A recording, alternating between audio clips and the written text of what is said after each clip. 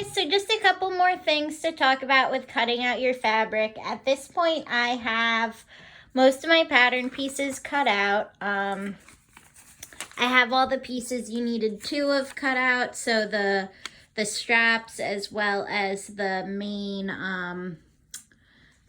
like front and back for the jumpsuit. So I would recommend keeping your pattern pieces pinned to your fabric as you go so that you don't get any of the smaller pieces confused.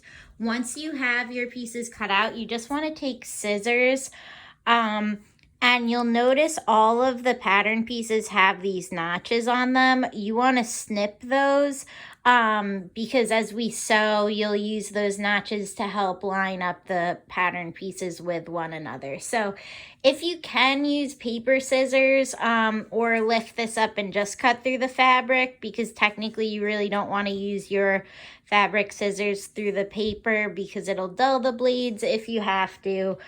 These are just little snips, so it's not a big deal. So once your pattern pieces are cut out, go ahead and snip all of your notches. Also, just keep in mind, I cut out my pocket once with the fabric layered, and I did have to go back and cut it out a second time because, as they say, we need 2 pairs, so altogether you should have 4 pocket pattern pieces.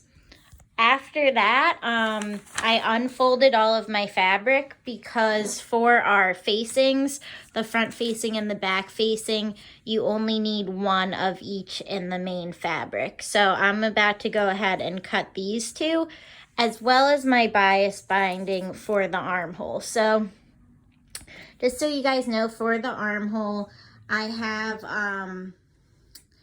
my fabric, it's not doubled up, and I'm just gonna fold the corner over at a 90-degree angle and line up my pattern piece there in order to get that bias cut. And then I'll pin it and cut that out, and that'll give me my 2 bindings. So those are the last things to do in terms of cutting your fabric. So you should have everything cut out. 2 of the front and back, 2 straps, 4 pockets, 1 front facing, 1 back facing. If you have extra inner facing, that's feasible. You want to cut out the facings and inner facing, but if not, it's okay. And then 2 bias binding pieces. Once everything's cut out, add those little notches, and we will begin with the sewing instructions. All right. Thanks, guys.